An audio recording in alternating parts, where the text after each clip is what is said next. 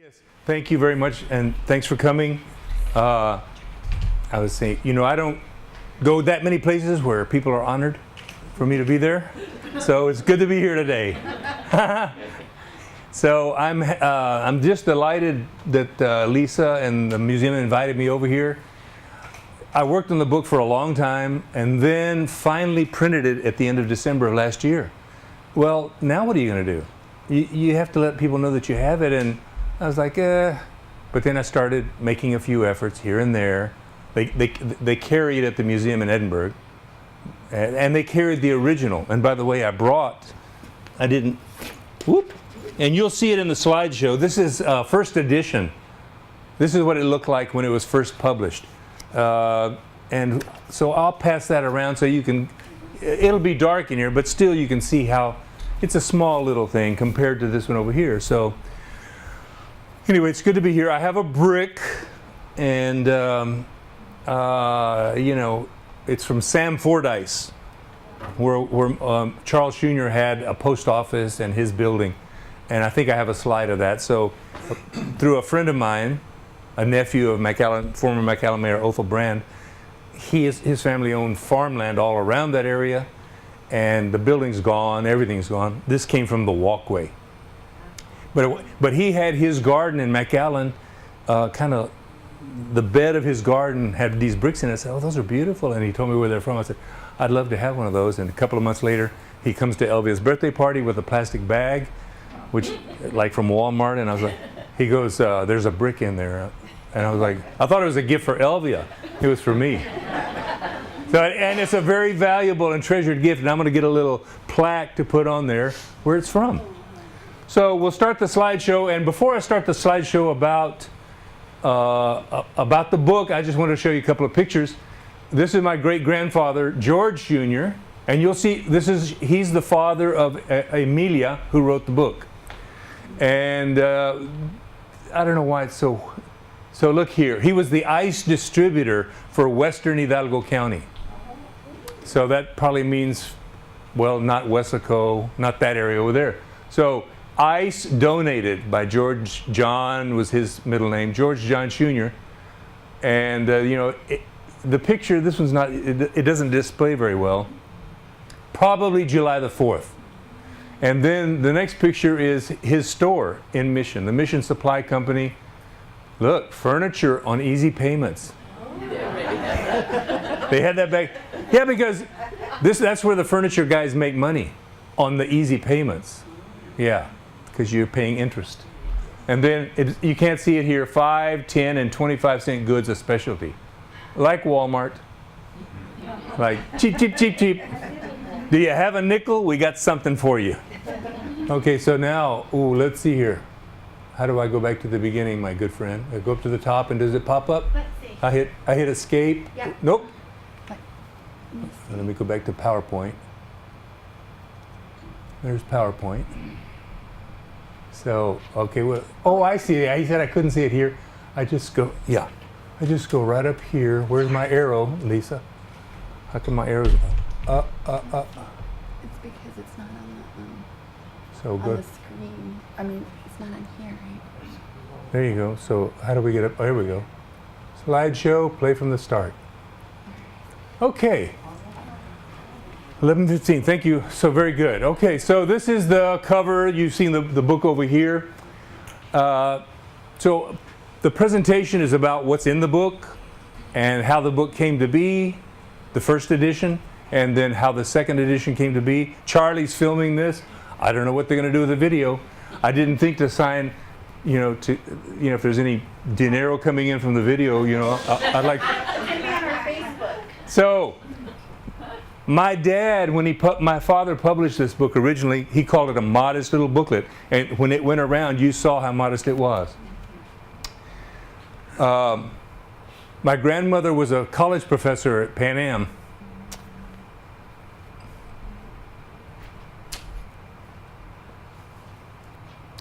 I've never gotten emotional about saying that, Anyway, so. We were not, I would say, she was all professor all the time, always teaching. So when I went to I'd go visit her house. I'm probably 6 or 7. She goes, "Now, Bobby, come sit over here." She had a portable record player, and she had these albums of the great composers. And she wanted me to listen to that, and then so that I'd know Haydn from Mozart from Beethoven. I'm like, later with that woman. So anyway, she's a professor at Pan American, and 2 men, Olin Morton and Frank Dugan, asked her if she would write a chapter for a book about the 100th anniversary of Hidalgo County, which would have been 1952. And so this was the chapter she chose to write about. And she interviewed her parents and other relatives. Now remember, my great-grandfather was born 1876. So 1952, he's got a few years on him. So she does the research and writes the chapter, which is a major accomplishment, because she's teaching. Being a professor is a full-time job. So she dies in 1960.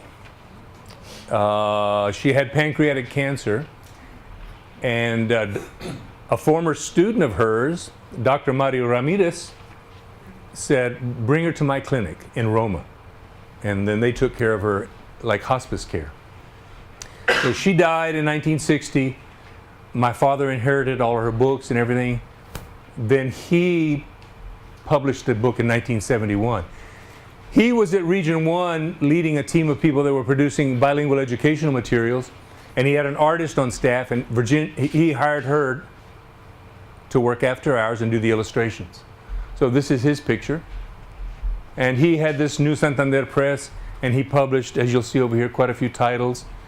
He would help people that, like there's a woman named Stella Zarate. Stella had a stroke, and she wrote a book about and then my dad would help her publish the book, help it get ready for publication.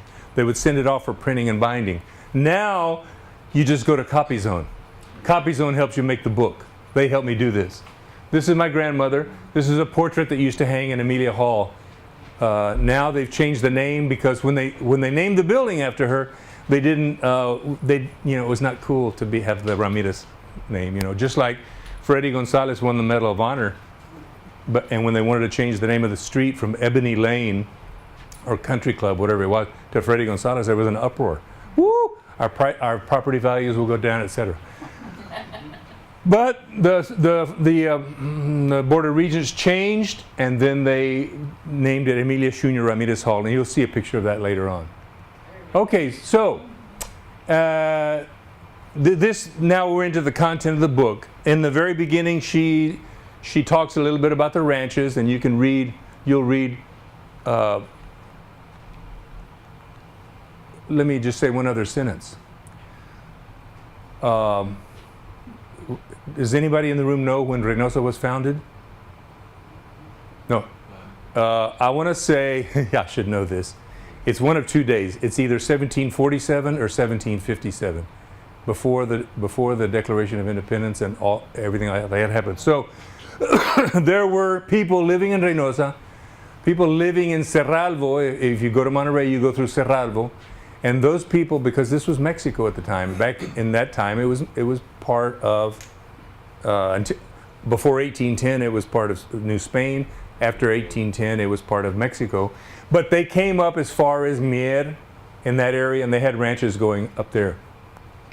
So here's what she said about the ranches, that some of them were old and still growing, because it takes a lot of work to be in the farming or agriculture business altogether. Most of them were ghosts by this time. By 1850, they were not what they were before. Even some had been abandoned. And you know what happens is, somebody owns the land, they die, it gets divided amongst 3 kids. One of the kids said, "I'll just sell it, I'll sell my part," and it goes like that. Pretty soon there's no more ranch. This is from a book called Tejano Legacy by Armando Alonso, and he lists here, they list by various categories the working population in the county. So you see it here from 1860 to 1890. I added this later, but the percentage of people in 1860 who were involved in ranching, who were, you see, 43% 30 years later, it was down, it was less than half of that. Now, the population is growing, so the total number of people that are involved, it is continuing to increase. But as a percentage of the population, it goes down. This also has, they had shepherds, because people raised goat and sheep also, in addition to cattle and mules and horses. So then she talks about the two types of ranches. There were those that were on the river. I won't read everything that's on the slide because you can read that. There were those on the river, and then there were those that were in the interior country, interior of the county. So, and my great-grandmother, Angela Vela Jr., she was born and raised on a ranch up there around San Manuel called El Desierto. And her uncle was the landowner, and then her brother lived on, the family lived there and helped her run the ranch and do all the things that were associated with it. Somebody else owned it. So now the water supply, this is huge. Of course, you live down by the river, it's great. The only problem is the banks of the river, you know, they go down like this, and so to get water up, every spring it would flood, so that's when they would plant. And then there would be little creeks and streams and things like that. So they had a better access to water along the river, whereas up there in San Manuel and in that area, they had to go down into wells and dig for the water.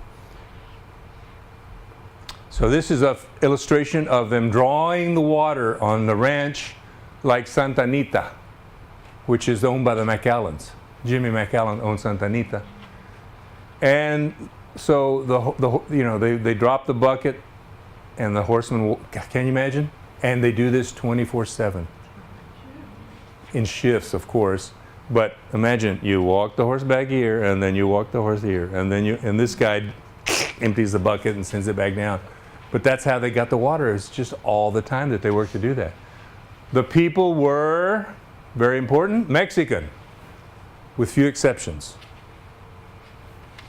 because the migration from the north didn't happen until the early part of the 20th century, for the most part.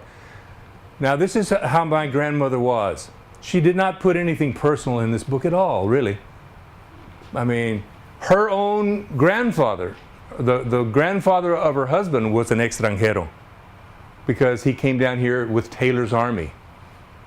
Not necessarily in uniform. They couldn't prove that he was an actual soldier. But there was one soldier and 3 or 4 hangers-on and people that were selling stuff to the army or involved in supplying services or goods or whatever. So they had come to Brownsville on their way farther west, or they came down here for whatever reason, and they stayed. And her dad's, what am I saying? It's her great-grandfather on her father's side. So this is a photograph. Here's my great-grandmother when she's like 5 or 6. Look how nicely they're dressed. You had to be a person of means probably just to get your picture taken, and then to dress nicely. So Angela, right here, great-grandma. So this is one of the aspects of doing the book that was really special to me, because I began to see these pictures. 2 family members shared some of their collection with me, and they get credit in the book for having done that. It's just fascinating, you know? So this is an illustration of the houses, and there's details in there about how they were made. They would take mesquite posts and, space the mesquite posts, and then they would take some other tree plant, like a vine and then they would weave it like that in between the posts, and then they would fill it with rocks and mud and like adobe, and that was the wall. Then they whitewash it, and it was 2 parts: the sleeping quarters and the kitchen and dining area, with a portal in between where you could get some relief from the sun. Okay, so inside the kitchen, couldn't do anything without these 2 items. And my grandmother Amelia had one of these in her kitchen, and there's nothing like the smell of, they put cominos and tomato and onion and garlic. All of a sudden, wow, it smells so good. And then the metate, which they used to grind the corn to make the masa. I say grind the corn. It might have been some. I mean, they would have to process the corn than to be able to turn it into masa. Here's what she mentions. No stoves until the 1880s. And who was the first person? Somebody from Mission. Carmen Cárdenas Cavazos, who lived at La Retama, which would have been their ranch, I guess, north of, but she had the first stove. And then there's places where she mentions that they had a copper kettle that was a big thing like that, brought from Spain, that this was part of the Cavazos family also. So stoves came in the 1880s. Sewing machine, the first one, Washington Barton brought the first one. And then the phonograph, 1892, brought Enrique Olivares. Okay, so there you go. Now, I'm a kid growing up, I played baseball. And at some point I got a bicycle. So this is what my great-grandfather told me. Now, of course, it's not documented that it's true, but that's okay, right? He had the first bicycle in the county, he told me. He told me, so that makes it true because he told me that. And then he said, and you know, I threw the first curveball. I was like, wow, really? Okay, here's the daily routine. This is what Lisa was talking about that she wanted to share with the kids. What did they have to do? Get up early in the morning? This I don't really know because I've never done it before. You bank a fire, so you know, the coals stay hot, and then in the morning you take the ashes away and put some fresh leña on there and fresh whatever, and got a new fire. You don't have to make the fire from scratch. Very important, Starbucks, right here. Do the cows have breakfast? The nixtamal. Nixtamal is what? What is the nixtamal? The corn, they put lye, and it softens it up in this, I don't know, the whatever. It gets it ready to be made into masa. They cook it, then they make the masa, right? They cook it and wash it. Yeah. She does that stuff. You still do that? Well, we should take pictures, Lisa, when you do your presentation for kids, if she actually does. No, she goes to HEB and gets a bag of tortillas. We actually try to do it for December. Okay, great. But we take turns. Well, maybe somebody can take pictures so that next summer, Lisa, when she's showing the kids, this is how you do it. I think we have film somewhere. Okay. So, you're a big... After the next summer? I don't know, you cook it, you do something, you take it out, and you make masa. Put beans on. You can't live without beans. Beans and soup. Yeah. So the bigger landowners had numerous people helping run the household. And these are the people that they would have on staff. Okay? Now, this explains in some ways how those children got those beautiful clothes. They had somebody to make them for them. The big towns, Brownsville and Rio Grande City. And Brownsville grew quite a bit. So that's where people would go for finished goods, linen, things of that nature. And now if I go too fast or there's something you wanted to, don't hesitate to stop me or ask a question or make a comment. Okay, so we talked earlier about water, and so down by the river, these are the young ladies with their, whatever they're called, jugs, huh? Jarros? They go down, cántaros. They go down to the river, and so in the book, my grandmother says that her dad used to marvel. These ladies would be coming up from the river, they'd have the cántaro full of water, and their friends would come down and they'd meet on the way, they'd meet on the path, and then they'd stop and talk and talk and talk and talk and talk and talk, and talk for half an hour. And they didn't seem to think about putting it down, or it didn't seem to bother them. 1900. Why, this is not explained. Why did it take until 1900 before somebody with a barrel showed up to transport water from the river? And then 1903, this is a biggie. Yeah, no more 24/7 pumping water. As long as the wind's blowing, you're in business. A couple of other household items. These, I remember them. My dad had one mostly for sentimental reasons, but it also kept the water cool, and it tasted good. Tasted like dirt, I mean, she mentions the fact that there were no banks until the late 1800s. So people kept things that were valuable or a sentimental reason and cash in these trunks which were locked. Each ranch had a big oven. It took a lot to get it fired up. When they fired it up, it was a community activity to bake bread. Everybody, all the households would come with their bread to bake, and it would hold. And they have a model of this over at La Lomita. That's correct. Maybe not a model, maybe an actual one, but you can see what it was like. What did the young men do? They were involved in the agriculture. The cattle raising was the main job. And look at all the jobs that they had to do. Okay, this is just to raise the animals. After you've got them raised, then you had to get them to market. Okay? These are some brands. You cannot see this. It's something about the way it's projected. But I have a book over here about the Vela family, and you can see that if you're interested, the various brands. Well, now going to market, taking the cattle on a cattle drive. They would do that once a year, I guess. I would assume they.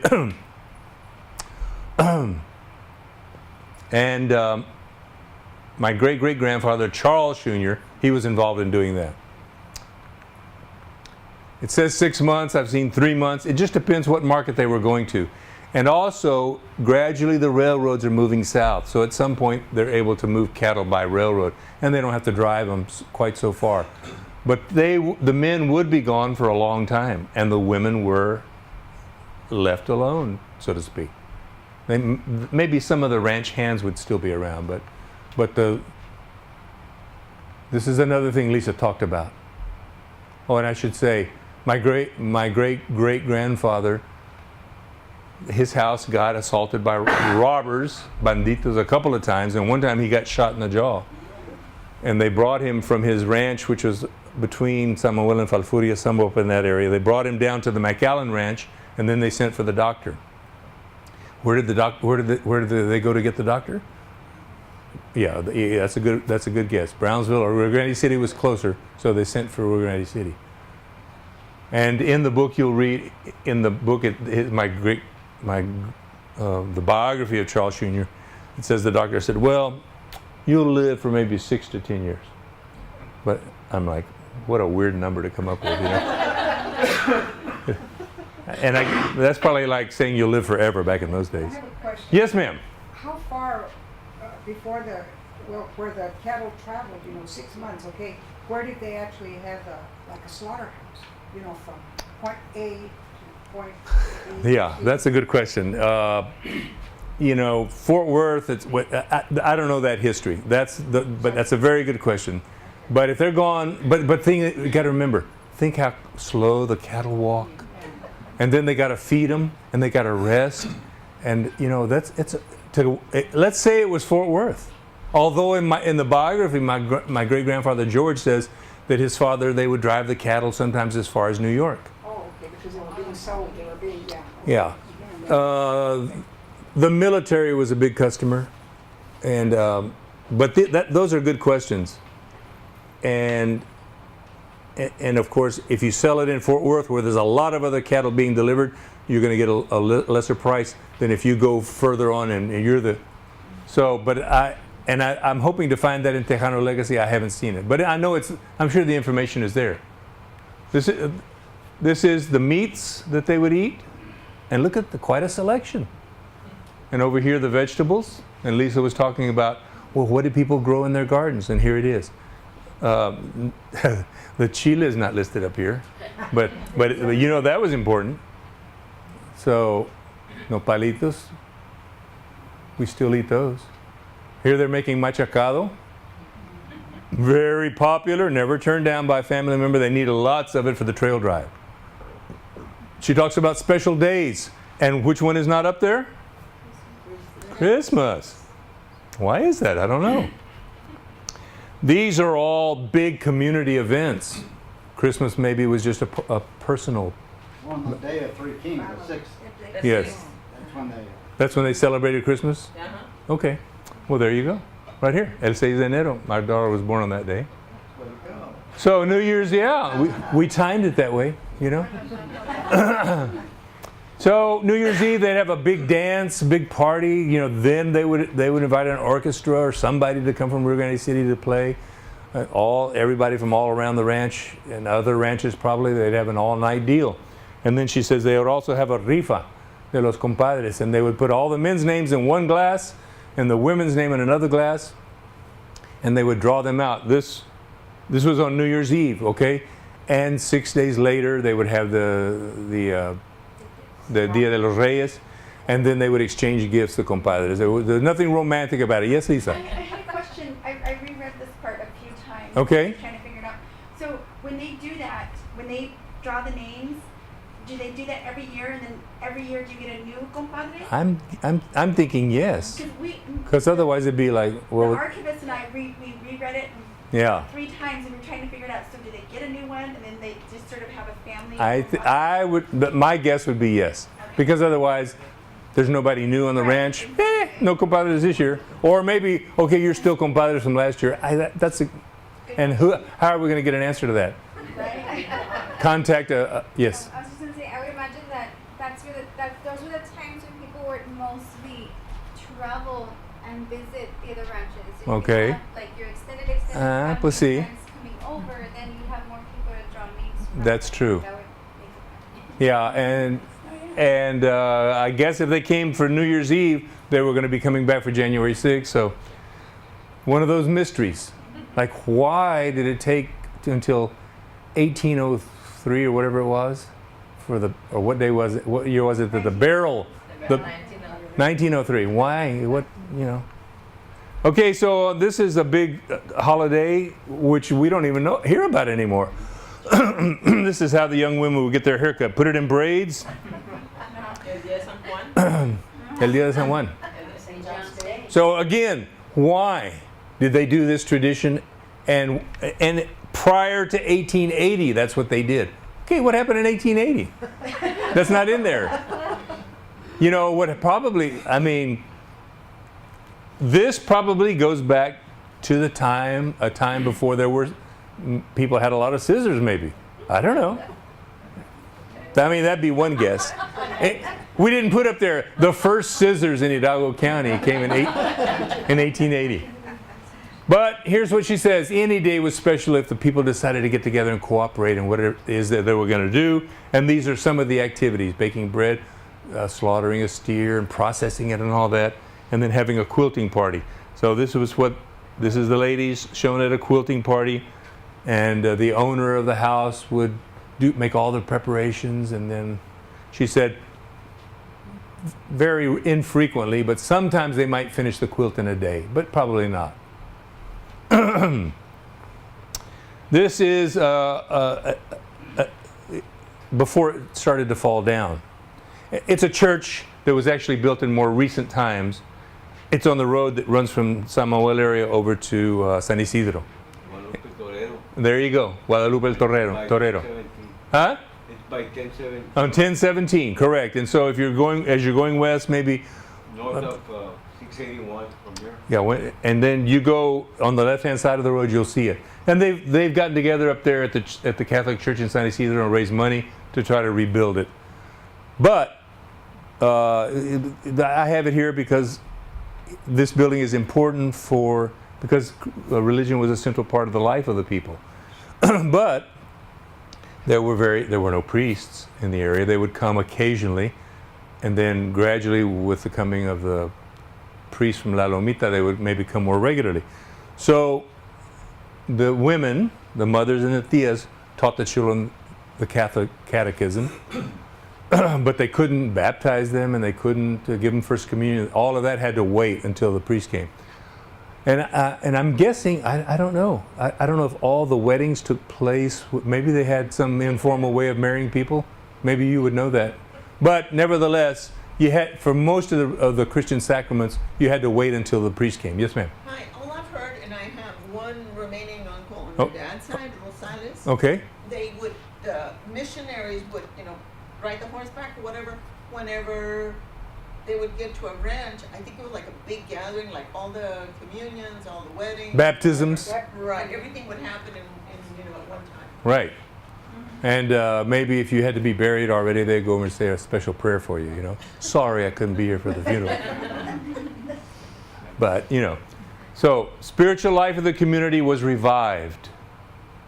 You know, this is something our country needs very, very badly, is as a community, as a part of the community of nations, is to regain our spiritual heritage and really live it and share it with the rest of the world. Now, my grandmother was a teacher, so there were teachers on the ranches. And here it talks about that. Even in McAllen, in La Paloma, which is near, you know where Rooms to Go is, right on the expressway? Right? So you just go, like that street that's on the west side of Rooms to Go, and you go up one block, and that's La Paloma in there. And they had a Mexican school and a black school in that part of town. And the families, this is more recent now, before they had integrated schools, etc. in McAllen, well, they would bring teachers from Mexico, taught the kids in Spanish, and it was a one-room schoolhouse in McAllen. And they had the same deal on the ranches. So then men started coming from the north, and that's the evolution. And then the women who had already been teaching the kids in the home, then they became the classroom teachers as well. These are the names of some of those famous teachers. This is my great-grandfather, George Jr. His wife was also a teacher. Well, I don't know why she didn't get mentioned, but Juan de la Viña, that family is still very alive and active over in Edinburgh. The Doherty family, according to Tejano Legacy, most of the Dohertys are down in Brownsville, but there is one Doherty who works for Sharyland Schools. Dillard is a famous family. They're in Hidalgo and around. Richard Marsh, we'll talk more about him, and Nellie Jr. Nellie Leo Jr. Leo, according to Tejano Legacy, a German name. Oh, this is Mr. Marsh, came in 1883 from the north, somewhere past Falfurrias. Yeah, I don't know where he came from, but we could probably find out. Then here's Nellie Leo Jr. Again, she was married to my grandmother's uncle. But she didn't say that when she writes the book. All she just says is she was widowed in her early 20s. Doesn't even say who she was married to. Obviously it was a junior. Now, in the newspaper, in contrast, in the Brownsville newspaper, they say, you know, Willie, and I'll tell you about Willie Jr. in a minute. Willie Jr. drowned, and he leaves a wife and a young child. Didn't even mention her name. Just a wife and a young child. So, my grandmother says this is what she was left with. A lot of land and many cattle to deal with, and she says she did that well, and also found time to teach and inspire the young people to get an education, to advance themselves. And Mr. Marsh, they said, you know, they would teach on one ranch for a year. Then they would move to another ranch. And they just like the missionaries, except they'd go for a school year. And the kids liked the teacher so much, they would actually go from ranch to ranch to live on that ranch somehow so they could study under that particular teacher. So everybody knows this name because the La Jolla School Administration Building is Nellie Leo Jr. That's who it's named after. She was a teacher, then she became a superintendent in Edinburgh in the early part of the 20th century. And then she became superintendent, I think, also in La Jolla. This is my two other teachers. This is my great-grandmother, Angela, George, Papan and Maman. He's the one with the bicycle? He's the one who threw the first curveball in it while he was riding a bicycle. Okay, here's Mr. Marsh. This is a photograph that's in the Vela book, but I also included in this one. Mr. Marsh and all of his students. You see he's got older students back in the back row, younger students in the front, all in the same class. The older students help to teach the younger ones. And here is Angela right here, Angela Vela, great-grandmother. And there's Cristoforo. We have this is my grandmother's grandparents, Charles Jr. Sr. He was raised by the cousins of the Iturrias down in Brownsville, which is where he would have learned the mercantile business. And then he became a traveling salesman in the ranches north of Brownsville. Then somebody hired him to go to Corpus to work in a mercantile store up there. And then they came again somewhere in the Falfurrias area somewhere and built another store for the man in Corpus. And they hauled the lumber overland. Then they would haul hides and bones and other stuff to Corpus. And then eventually he came. He was the one who was in Sam Fordyce. They were in Granjeno. They had a little operation there, and they'd have a 2-story building, post office downstairs, and other kinds of goods, live upstairs, etc., that sort of thing. So here's a picture of her when she was younger. This is my great-grandfather and his brothers and sisters. I'm getting towards the end of the presentation. This is my grandmother when she was what? What does that look like? A year and a half maybe? And this is Christina Jr. Christina is the daughter of Nellie Leo and William Jr. She looks pretty serious. This is my grandmother when she was about 16. And this is a photograph. She's wearing a little medal that she won in a spelling contest. And what a difference between this picture and the one when she was a professor. She's all business as a professor. And she, in fact, she told Joe Chapa Jr., who's about my age, maybe a little bit older, and a man named Frank Margo from Rio Grande City, and one other guy. She told them, now they were her students, and she said, now you all think you know a lot of Spanish because you're born and you grew up speaking Spanish here, but according to Margo, she told him, you'll be lucky to make a C in my class. And then he said, you know what? It's true. She was very demanding. But here she was not so demanding. She was an avid learner and a lifelong learner. This is a picture. There's a 2-story building on the main street of Hidalgo when you're going south. And it's on the right-hand side of the road. And this is that building. And I wish I knew the date of this. Is it, I want to say 1917. I don't really know the date of this. Here's my grandmother. She's in a polka-dotted dress. It's a black and white photograph, and I went to Costco, and Costco cleaned up the picture and then colorized it. Almost everybody's wearing white, except my grandmother, they decided to give her she had a polka-dotted dress. And these are some of her sisters and or cousins. My great-grandfather George is here, and Angela Vela's right here. And then 50 years later or something like that, maybe this is 1917, and then 50 years later it would be 67, we took another family picture in front of that building. Oh, you already saw this one. This is my dad and his younger sister, Edna Ramon. She was in charge of the meals in the school system in Rio Grande City. And my dad, Edna, she's the girly girl, and Delia, who's still living, says she was the tomboy. My dad, he was a pilot in World War II, so it looks just like this guy over here. He ran for mayor. He was the first native-born Edinburgh resident, and the first Mexican-American to be elected mayor. My dad, his aunt, his sister Delia, the president of the university, Bambi Cardenas. Here's Edna, the other sister. George Goss and this lady there with the Hidalgo County Historical Commission. And they dedicated a plaque to my grandmother here, which is in front of that building, which was the original women's dorm.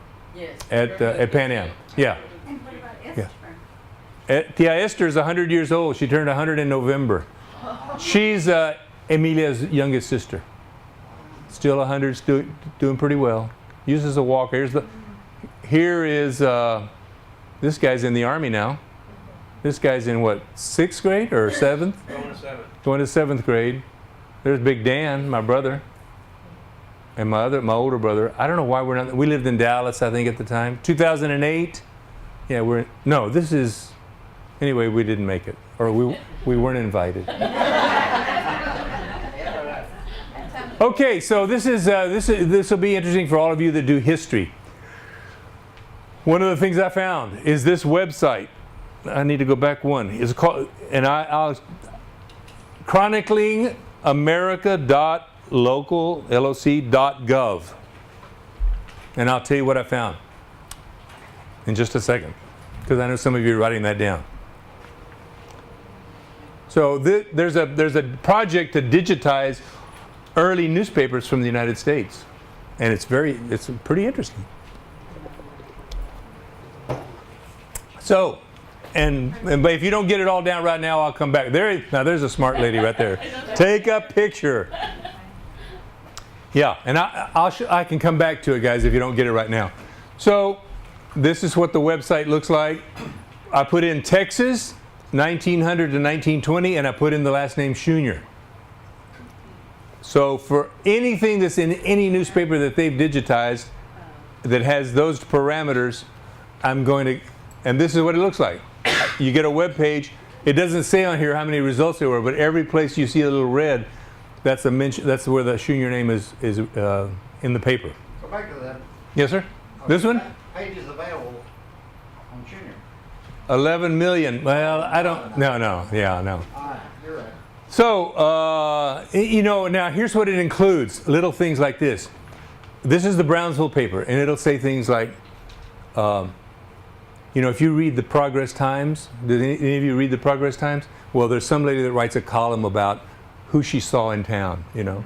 I saw so-and-so at the HEB, you know, and blah, blah, blah. You'll see a lot of that. Mr. Charles Jr. is in town from Sam Fordyce to do something. Okay, that's all it is.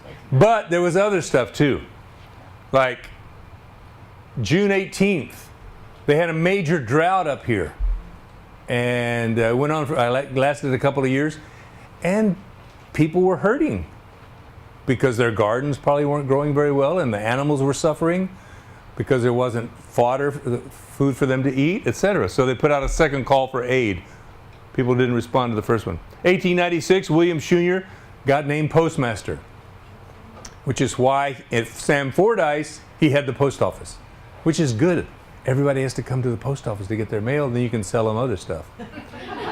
And Mr. William Jr. had a package at Wells Fargo. He hadn't picked it up yet. So they put that in the paper. Yes, ma'am? Okay, just to mention that, I don't know if everybody knows, Wells Fargo was more like FedEx back then. Yeah. The bank. It was more Yeah. packages and deliveries. That's right. Good call. Thank you for that. Excuse me. Yes, ma'am. I have to interrupt you. Don't When hesitate. you told the Mr. Rosales? Mr. Rosales, he and I visited. He was trying to remember the name of this first Hispanic mayor, Okay. which was your father. Okay. Now, your father was waiting for the people from the farm. The melon strike. Melon strike. Yes. And my uncle and this man named Soto from Far Heaven, Britain, had. My uncle said, we need to get food for these people. They had nothing prepared. Okay. So let's just say they went and bought bread and bologna. And, Okay. but your grandfather was waiting. My dad. Your dad Yeah. was waiting for them, and he couldn't remember the names, but he was the first Hispanic mayor. I'm like, so now we got the connection. And he had been in a bad car accident, broke his hip, and he was in a cast from his waist to his feet. And they put him in the back of a pickup to haul him over there so that he could greet the marchers. They were marching to Austin. They came from Rio Grande City, I guess. Yeah. Yeah. Okay. So here's the September 2nd, 1902. There's 4 or 5 articles. William Jr. He was the county. This is when Hidalgo was the county seat. And so he was the district clerk, which means any legal proceedings taking place before a judge. He was responsible for all of those affairs. And county clerk, he was the clerk or the secretary for the county commissioners. And here's the article, so you can actually read it. And I just showed this in the book so that people could get a feel for what it looked like, but I retyped it and printed it in the. Here's William Jr. and here's Nellie Leo. He was like 24 when he drowned. Yeah, and just apparently everybody thought he was it. They really loved the guy, and so. So these are the articles that came out that I put in the book for people to read. The eyewitness was Mr. Lantz, L-A-N-T-Z, from Brownsville. When I worked at Channel 4 in the early 70s, I started in 73 to 78 was my first tour of duty there. There was a man named Lance, and it had to be related to this man, who worked at the port of Brownsville. So occasionally when we do any story about whatever was happening at the port, we talk to Mr. Lance. I don't think he's still living, but his family members probably are. Then September 10th, there was a tribute. The tribute, at the end, it just said R, these are the initials, R-A-M. Richard A. Marsh. Mr. Marsh was the Justice of the Peace and a close friend of the family. He later became a county commissioner along with Mr. Jr. and other family members. So how did he drown? So Yeah, so Mr. Lance came up from Brownsville and he wanted to talk to some people about something, and they live 7 or 8 miles up the river. And so I guess they probably would have gone on horseback up the river, and then when they got there, the people weren't there, they were on the other side in Mexico. So William said, well, they could see the boat tied up on the other side, and William said, I'll go get the boat and bring it back. And starts getting ready to swim across, and I think Mr. Lance was like, he said, no, I've done it lots of times. But, you know, the river's dangerous. Especially back then, there were no dams. The river looks tranquil, but underneath there's currents and all kinds of stuff. So as he was swimming across, he began to have trouble, and Mr. Lance couldn't do anything except watch, and horrible thing. So that's how he died. And that whole story is in the eyewitness account right here. And then the tribute is, it's a very, very, if you don't buy the book to read it, at least go look at it, because he quotes Shakespeare at the very beginning, you know, like about Hamlet, and it's just a real interesting style of tribute that Mr. Marsh wrote for the family's benefit. So that's the book, and the book, the brick is from you know, from Sam Fordyce Post Office. Yes, ma'am. What I wanted to tell you, when they filmed She Came to the Valley Okay. in 1977, it was done there at Sam Fordyce, and they rebuilt the little town. Okay. And all the movies done there at Sam Fordyce. Now, Ms. Marroquin, the railroad runs pretty close to there. Yes. Sam Fordyce was a big settlement, because any place the railroad went, if there was a cross street or something, I mean, it was Sam Fordyce was a big deal. And most people, if you say that, they don't even know where it was. They even built the railroad station. They did for the movie? We need to see that film. Maybe they have a copy in the museum. So do you, yes, sir? You didn't saw that documentary, The Border Bandits? I don't know that I have seen it. No, sir? No, you haven't seen it? Where do I get how can I see It it? came out in 2004. 2004? Border Bandits. But the area here. Yeah, so Charles Jr., he got to meet some of those border bandits. Well, because look, you know, you saw the chest. Well, they have silver in there for their parties, and they have money, and they have other valuables. And so when the men are away, well, the women are vulnerable. Now, when the men come back, they got a lot of cash because they've sold all their cattle. That's another time for the bandits to hit. So there was 2 seasons if you were a bandit. Yes, ma'am. I keep raising my hand, but Why? Do it this one and then do this one, like that. I've been doing, like, you know, working in and around what you're talking about. Okay. And apparently there was quite African-American presence all the way from Rio Grande to Brownsville. And it seems like different people are finding different things now. But they were called the Buffalo Soldiers. Okay. Google Buffalo Soldiers, you will see them. There was a POW camp at Fort Brown. So she and I and my daughter, we're working, you know, not at us, Right. a lot of this. We're doing a lot of this. But I think Look for Buffalo Soldiers. so. They came through the army mostly. Military, way Yeah, the back. military. Just Yes, ma'am. this is not with the topic, but there's going to be a book reading tomorrow on the melon Oh, the melon strike strike. Yes, Tomorrow. at the South Texas Museum. at 2 o'clock. 2 p.m. Yeah, that'd be something to go and hear about. For sure. For Sam Fordyce still on the highway. I want to say it is, because if you Google Sam Fordyce, there may be an elementary school by that name, I think, or something, but it'll actually show you where it was. But there used to be a sign. Is that right? You're driving along Yeah. 83, and then there just says Sam Fordyce, so you remember it. Road. I had a comment. Yes, sir. I work for Quinta Mazatlan in the county. Wonderful. I'm the Fant- historian there. And one of the articles that I found when Mr. Matthews was building a home, Okay. he made it out of adobe from the grounds. And we found a newspaper article where he requested or was wanting workers, Mexican workers, to come help him. But another need applied because he wanted to keep his recipe secret.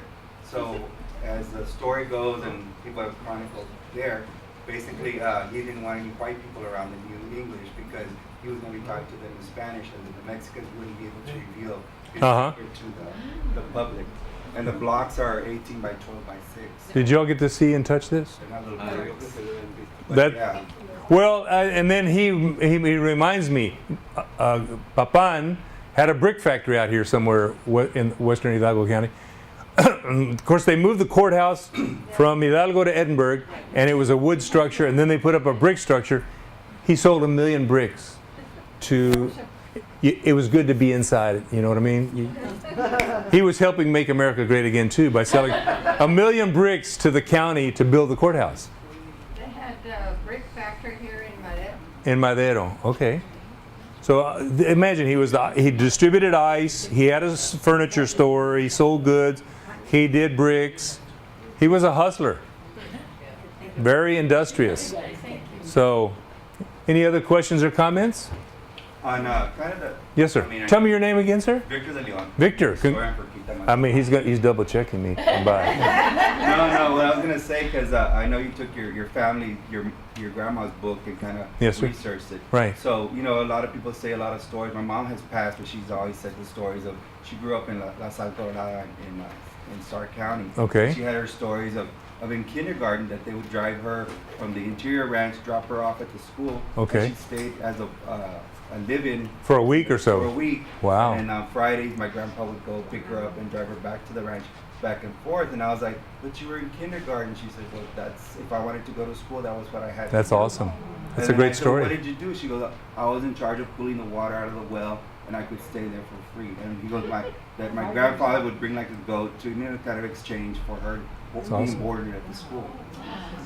So, That's pretty cool. so that's something. And So you're Stark County. That's where you were born and raised? No, I was born in Michigan. My mom's from La She's from... Saltorada. What's it called? Science, La Saltorada. This gentleman here, Arturo, right, is doing a book about some ranches up there in Stark County. Guadalupe Todero, it's the second oldest ranch in the range. Oh, well, you know, is it in Stark County? No, it's in county line at 1017. Right between Hidalgo and Stark County. Stark County. Because it goes back to like the land grants and stuff. Because Right. my mom's grandmother, she had 12 kids and her husband was killed at a young age. And then she had the 12 kids, but they had all this land. Uh-huh. And they divided each one down, I don't know, like 150, 200 acres. It's just kind of dispersed like that. So it's kind of like the family lineage that we follow. Well, and also if you have a church group or a social club like Rotary or Kiwanis, and now the program's a little bit long for Kiwanis Luncheon, but I guess I could shorten it up, or Rotary Luncheon. But I'm happy to go and do the presentation. And, you know, when you get excited about your subject, you just keep talking, you know. So it's the lunch hour. They want 15 or 20 minutes of vámonos. But if you would like to have me to go talk to your group or something like that, then I'll give you my phone number, or Lisa can give it to you, and we'll schedule a time. Now, so we got some. Thank you very much.